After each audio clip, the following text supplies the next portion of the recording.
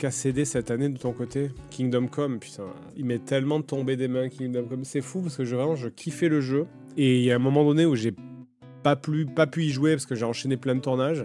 Et après là, chaque fois que je relance le jeu, je suis en mode flemme. C'est terrible parce que vraiment j'aime vraiment le jeu quoi. Ouais, c'est dur de s'y remettre, je trouve.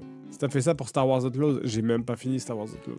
Je suis arrivé sur Tatooine et puis après, je me faisais chier. En fait, je trouve que c'est au bout d'un moment. En fait, au bout d'un moment, Star Wars Outlaws, tu te rends compte quand il joue que tu te fais chier. Quoi. Vraiment, tu te fais chier. Tu fais la même chose en boucle, le même gameplay, l'infiltration, c'est tout le temps la même chose. C'est chiant, c'est sans imagination. Enfin, il y a pas de. Alors que putain, c'est Star Wars, quoi, tu vois. Les gens de chez Ubisoft, ils vont venir par te détester. Non, mais c'est pas... Je pense que... En fait, moi, je pense que les gens de chez Ubisoft, ils sont pas bêtes. Hein. Je pense qu'ils s'en rendent très bien compte. Je pense que... Mais et en fait, c'est...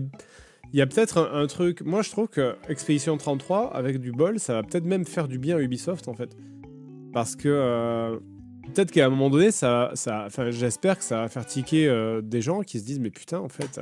Parce que c'est vrai, je trouve qu'Expedition 33, ce qui est la force de ce jeu, c'est que le jeu, tu ressens qu'il a une âme. Et ça, c'est vraiment un vrai point fort du jeu, c'est il a une âme. Et je te parle même pas de cette combinaison. En fait, c'est cette combinaison entre la direction artistique, la musique, l'esprit, la direction générale du jeu. Tu sens que le jeu, il a vraiment une âme, il a une âme, il a des couilles. Le fait qu'il n'y ait pas de mini-carte, le fait qu'il y ait une que ce soit des couloirs. Tu vois, le jeu, il a vraiment une direction, le jeu, il sent la passion.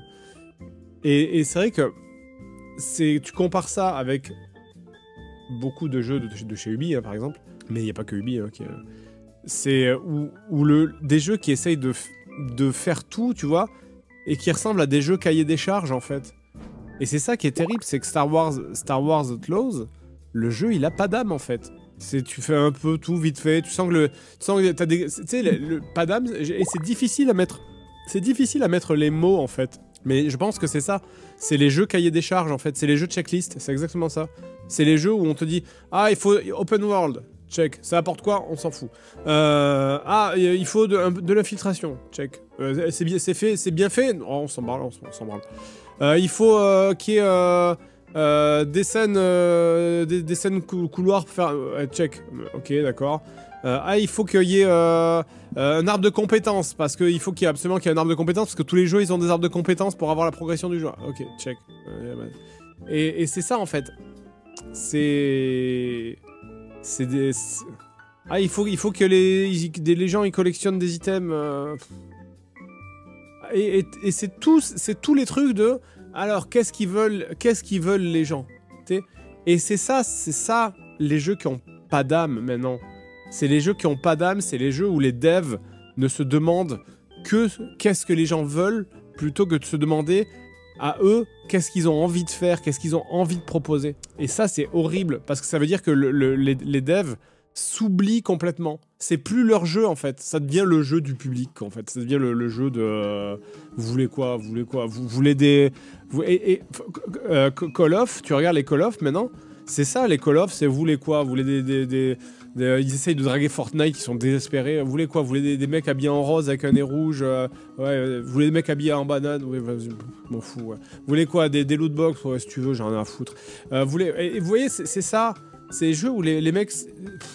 En fait, où tu sens que la boîte qui dev le jeu, elle s'en fout, en fait.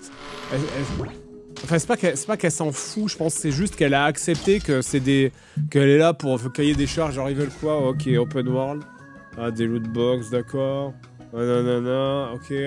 Et ils font juste que les gens sont supposés aimer. C'est ce que veut l'équipe marketing. Oui, non, mais bien sûr. C'est ce que veut l'équipe marketing et les actionnaires. Oui, je suis d'accord. Je suis d'accord. Je suis d'accord avec toi. Mais en fait, c'est terrible parce que le métier des développeurs à la base, c'est quand même de créer des jeux. Et là, ils ne créent pas des jeux. Ils ne créent pas les jeux, là. Ils ne créent plus des jeux, en fait. C'est juste, ils exécutent des jeux. Et quand les mecs s'oublient, ils s'oublient au passage et ils oublient ce qu'ils ont envie de faire. À partir du moment où ils ne réfléchissent plus, qu'ils se contentent de cocher de faire un produit, effectivement, bah, ça se ressemble, quoi, en fait, ça se ressemble. C'est du même ressort que les grands films blockbusters et films d'auteur. Je pense qu'il faut faire attention à comparer ce qui est comparable vis-à-vis des AAA. C'est pas le même but initial, genre Expédition 33 est une très grosse production qui répond à d'autres besoins ou audiences. Alors Expédition 33, c'est un double A. C'est pas un gros jeu. C'est ça. C'est ça qu'il faut mettre. C'est ça qu'il faut mettre. C'est ça qu'il faut mettre le doigt. Et c'est pour ça que je dis que j'espère. Moi, j'espère sincèrement que peut-être ça va peut-être faire une espèce de déclic chez des gens de chez Ubi qui vont se dire ok, d'accord. Tu vois, et je pense que la meilleure décision qui pourrait se faire chez Ubi, ça serait de se dire bon. Et en fait, c'est que c'est dur, c'est de se dire on arrête Assassin's Creed. C'est bon, faut arrêter. Ouais, il y a plus rien à faire avec cette licence. Mais je sais qu'ils le feront pas. Parce qu'ils ont des studios qui sont tellement rodés, en fait. T'as des mecs qui font que du Assassin's Creed depuis 20 ans, t'imagines? Il y a ce truc, hein, il y a ce truc à prendre en compte, c'est quand ton studio il est tellement performant à faire un truc que tu te dis que bah, au pire, même s'il se vend moins bien, ou même s'il se vend pas ouf, les mecs qui le font tellement vite que c'est ultra rentable, en fait. Ubisoft, dès le départ de cet éditeur, ça avait été fric, mentalité de... C'est pas vrai. C'est pas vrai. Ubisoft, au début, il faisait des jeux de ouf. Une trentaine de développeurs. Après, oui, il faut se méfier quand même de ce truc de « Ah là là, ils sont que 30 ». C'est pas vrai. Ils sont 30 peut-être dans le studio de Montpellier, mais il y a d'autres studios. Genre, toutes les animations, elles ont été créées par un studio en Corée. Donc, ils sont pas 30, hein, ils sont plusieurs studios quand même dessus. 30 personnes ne peuvent pas tout gérer, donc c'est normal de demander de l'aide. C'est pas les devs qui font les chants lyriques ou autres. Bizarrement, quand ce sont des grands studios, il n'y avait jamais ce débat. Mais il n'y a pas de débat. Il n'y a aucun débat, ils ont le droit de faire appel à des studios extérieurs. Ces gens, ouais, ils sont pas 30, ils sont 39. J'annule toute la hype. Ah, salaud. Non mais ça va, ils peuvent avoir un goût de studio en plus, et ça ne change rien à la qualité du jeu. On peut dire Nintendo aussi recycle éternellement les mêmes formules qui marchent. Mais en fait, le truc c'est que, moi, Nintendo, vraiment... Nintendo ne s'appellerait pas Nintendo, il se ferait cracher dessus. Hein. C'est juste que Nintendo, des fois, ils vont te sortir un coup de génie, ils vont te sortir un Zelda Breath of the Wild et tout le monde va leur pardonner. Mais sinon, Nintendo, c'est les produits recyclage. Hein. Nintendo, ils te regardent dans les yeux en te disant « Je vais te vendre Mario Kart avec les mêmes graphismes sur une console qui est quasiment la même que tu vas racheter et tu vas le payer 90 balles, connard. Qu'est-ce que tu vas faire? Rien. Tu vas l'acheter ? Voilà. Nintendo, c'est juste qu'ils ont le cheat code que ah là là, chez Nintendo, regardez, il est mignon Mario. Regarde le Mario avec ses grosses joues et son gros nez, il est mignon. Mais en vrai, c'est vraiment juste parce qu'ils font des trucs mignons, parce que sinon, c'est ouais, Nintendo, c'est achète soumis et les gens ils font oh oui. Mais en même temps, chez Nintendo, on leur pardonne tout. Et en plus, hein, Nintendo, ils ont les pires politiques au niveau des... Rappelez-vous qu'à un moment donné, Nintendo voulait striker les let's play, genre. Hein. Nintendo, ils voulaient faire enlever les let's play de leurs jeux de YouTube.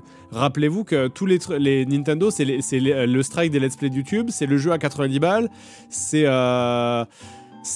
les mecs qui font c'est les gars qui font des fan games qui sont poursuivis en justice jusqu'ils leur piquent leur maison. En fait, c'est juste que oh, mais Mario il est mignon.